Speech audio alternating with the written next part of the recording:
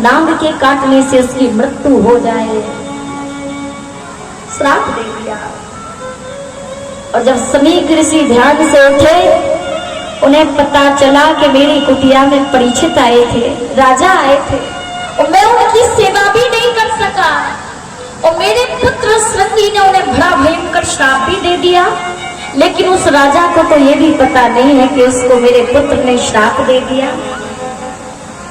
आज समीक ऋषि हस्तिनापुर गए और परीक्षित को ये बताने के लिए कि अब 7वें दिन आपकी मृत्यु होने वाली है, आप मरने वाले हो।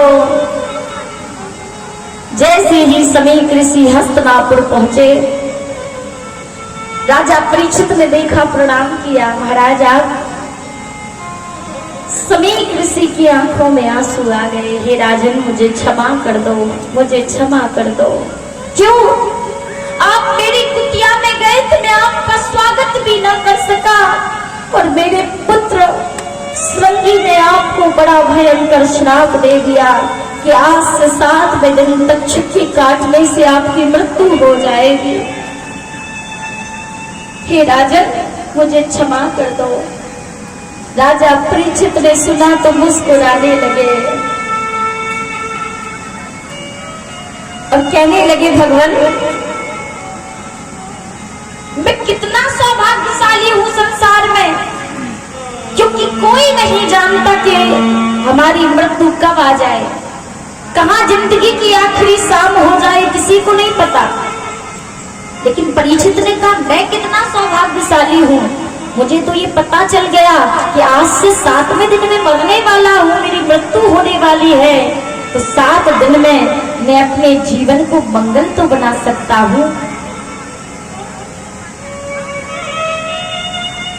प्यारे, देखा जाए तो प्रत्येक जीवात्मा परीक्षित है। प्रत्येक जीवात्मा, हम सब क्या हैं? परीक्षित। हम सब की मृत्यु भी 7 दिन में होनी है, क्योंकि हफ्ते में कितने दिन होते हैं? 7 दिन। 7 दिन में ही व्यक्ति का जन्म होता है और 7 दिन में ही व्यक्ति की मृत्यु हो जाती है। तो प्रत्येक जीवात्मा को 7 दिन में मरना है। इसीलिए तो भागवत कथा सुनकर हम अपने 7 दिनों को मंगलकारी बना लेंगे। मृत्यु किसी भी दिन आ जाए, वो दिन भी मंगल बन जाएगा, हमारी मृत्यु भी मंगल बन जाएगी। परीक्षित अपने पुत्र को राज्य सिंहासन पर बिठाकर जन्मेजय को राज्य तिलक कर दिया और अपने वस्त्र आभूषणों का त्याग करके एक कौपीन धारण करके हरिद्वार में शुकत ताल के निकट पहुंच गए। और उसी क्षण व्यास नंदन सुखदेव भगवान को रास्ते में नारद बाबा मिल गए। नारद बाबा ने सुखदेव जी से याचना की, हे भगवान, आज आपको परीक्षित की आवश्यकता है, परीक्षित को आपकी आवश्यकता है भगवान, चलो। सुखदेव जी ने मुस्कुराकर कहा, बाबा मैं 6 मिनट से ज्यादा एक दहलीज पर टिकता नहीं हूं, इसीलिए मुझे क्षमा करो। नारद बाबा ने कहा कि हे भगवान व्यास नंदन सुखदेव, मेरे एक प्रश्न का उत्तर देना। क्या? एक अंधा व्यक्ति कुएं के निकट जा रहा है और एक आंख वाला व्यक्ति उस अंधे व्यक्ति को देख रहा है, बताओ उसका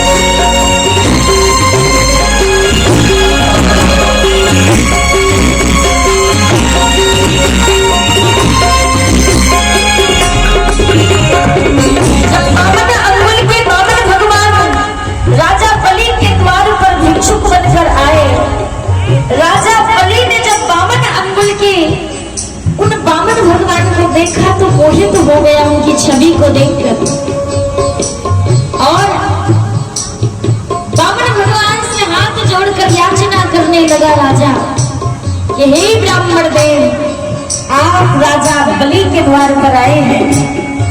ऐसे बलि के द्वार पर जिसके द्वार से आज तक कोई याचक खाली नहीं गया।